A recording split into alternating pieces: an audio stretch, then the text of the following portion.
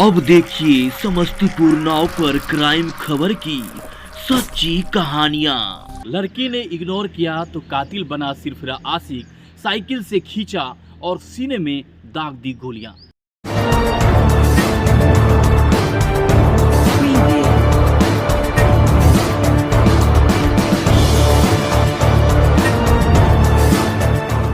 नमस्कार, आप देख रहे हैं समस्तीपुर नाव। मैं हूं नवनीत कुमार। जी हां, एक तरफा प्यार में हत्या की घटना बिहार के समस्तीपुर जिला की थी। इस मामले में पुलिस अधीक्षक विनय तिवारी के द्वारा 24 घंटे के भीतर बयान जारी किया जाता है और बताया जाता है युवती के पड़ोसी के द्वारा ही गोली मारकर हत्या कर दी गई है। वैज्ञानिक अनुसंधान हेतु FSL की टीम जो है घटनास्थल पर पहुंचती है और बिहार में एक तरफा इश्क में युवती को सरेआम गोलियों से छलनी कर दिया जाता है। हत्या की ये घटना समस्तीपुर जिला की थी। जिले के रोसड़ा अनुमंडल क्षेत्र के विभूतिपुर थाना क्षेत्र में उक्त वक्त हड़कंप मच गया था जब कोचिंग से घर लौट रही एक छात्रा की बदमाशों ने गोली मारकर हत्या कर दी थी। हत्या की इस वारदात से पूरे इलाका में दहशत का माहौल कायम हो गया था। वहीं आक्रोशित लोगों के द्वारा घटना का विरोध में सिंघिया दल सिंह सराय मुख्य पथ को जाम कर दिया गया था।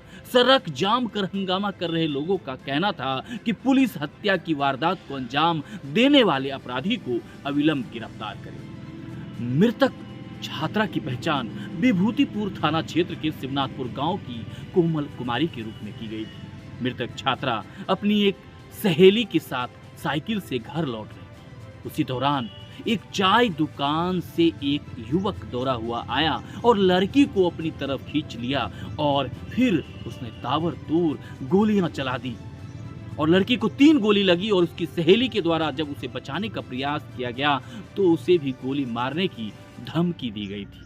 लड़की को 3 गोलियां मारकर जान लेने की घटना को अंजाम देने के बाद बदमाश मौके से फरार हो गए थे। मृतक छात्रा की सहेली अनुप्रिया ने बताया था कि वह दलसिंह सराय से क्लास कर बस से उतरी थी। साइकिल लेकर दोनों घर से निकली थी। इसी दौरान एक बदमाश के द्वारा इस घटना को अंजाम दिया गया था। प्रेम प्रसंग में की गई थी कोमल की हत्या। जब पूरे मामला का खुलासा हुआ, गिरफ्तार होने के बाद जब आरोपी की निशानदेही पर पूछा गया तो हथियार व कारतूस का जखीरा भी, भारी मात्रा में शराब भी बरामद किया गया था और समस्तीपुर पुलिस को यह बड़ी कामयाबी हाथ लगी थी क्योंकि 24 घंटे के अंदर इसका खुलासा कर दिया गया था। बीते 30 जून 2023 को कोचिंग से वापस लौट रही छात्रा की गोली मारकर हत्या मामले में SIT टीम 24 घंटे के अंदर हत्या का मुख्य आरोपी को गिरफ्तार किया गया था। यह गिरफ्तार आरोपी के निशानदेही पर पुलिस घटना में प्रयुक्त पिस्टल के अलावा एक देसी पिस्टल, 2 देसी कट्टा और अलग अलग हथियारों में प्रयुक्त होने वाले 35 गोली और 5 कार्टन विदेशी शराब भी बरामद किया। गिरफ्तार आरोपी की पहचान भी कर ली गई। विभूतिपुर थाना क्षेत्र के शिवनाथपुर वार्ड नंबर 3 के हरे कृष्ण सिंह के पुत्र कुंदन कुमार के रूप में की गई थी और ये पूरे इलाका में फैला हुआ था। इस संबंध में SP विनय तिवारी के द्वारा बताया गया था कि घटना का सफल उद्भेदन किया गया है और संलिप्त अपराधियों की गिरफ्तारी के लिए रोसड़ा DSP के नेतृत्व में एक SIT का गठन किया गया था और SIT ने 24 घंटे के अंदर हत्याकांड के मुख्य आरोपी को गिरफ्तार कर लिया गया। पूछताछ में आरोपी कुंदन ने घटना में अपनी संलिप्तता स्वीकार की थी। उसकी निशानदेही पर उसने चाचा ललन सिंह उर्फ लुलवा और समीर भारती उर्फ पप्पू के बथान के भूस्कार में से छुपा हुआ घटना में प्रयुक्त पिस्टल के अलावे भारी मात्रा में हथियार और गोली एवं 5 कार्टन विदेशी शराब बरामद किया गया था। लोगों के द्वारा पूर्ण रूपेण दबाव बनाया गया था कि आरोपी की गिरफ्तारी हो। सभी लोग फरार हो गए थे लेकिन फिर भी गिरफ्तार हुए। उन्होंने बताया कि कोमल और कुंदन के बीच प्रेम प्रसंग चला आ रहा था और बीच में वो प्रेम प्रसंग जो है किसी कारणवश टूट गया था। कोमल किसी दूसरे लड़के से बात करने लगी थी जिससे कुंदन बर्दाश्त नहीं कर पाया था। उसने गोली मारकर कोमल की हत्या कर दी थी। SP ने बताया कि आरोपी कुंदन का चाचा ललन सिंह के बारे में ये भी कहा गया था कि वो एक शराब माफिया है। उसी ने कुंदन को घटना के लिए हथियार मुहैया कराया था। वही ललन सिंह उर्फ लुलवा और समीर भारती उर्फ पप्पू की गिरफ्तारी के लिए SIT टीम छापेमारी कर रही थी। सभी जगह छापेमारी कर रहे थे। ये सारे के सारे नज़रबंद हो गए थे और गिरफ्तारी करने का आश्वासन पुलिस के द्वारा दिया जा रहा था। इनके घर को सील करने का भी निर्देश दिया गया था।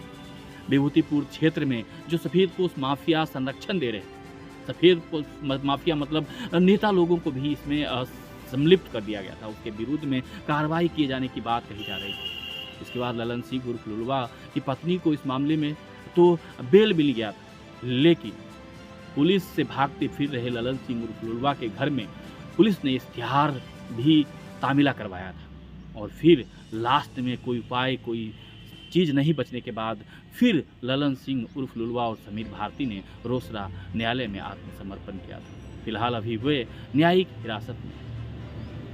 कहीं ना कहीं इस कहानी से आपको क्या सीख मिली, कमेंट बॉक्स में ज़रूर बताइएगा। और मैं आपको बता दूं कि इस तरह की प्रेम कहानियाँ समाज में कितनी सफल हो पाती हैं, कितनी सफल हो पाती हैं जब नाकाम आशिक सब नाकाम होते जाएंगे और इस तरह के कानून को अपने हाथ में लेंगे तो समाज किस ओर जाएगा, समाज किस तरह से विकसित होगा, हमारा प्रखंड, हमारा जिला, हमारा बिहार किस तरह से विकसित बनेगा।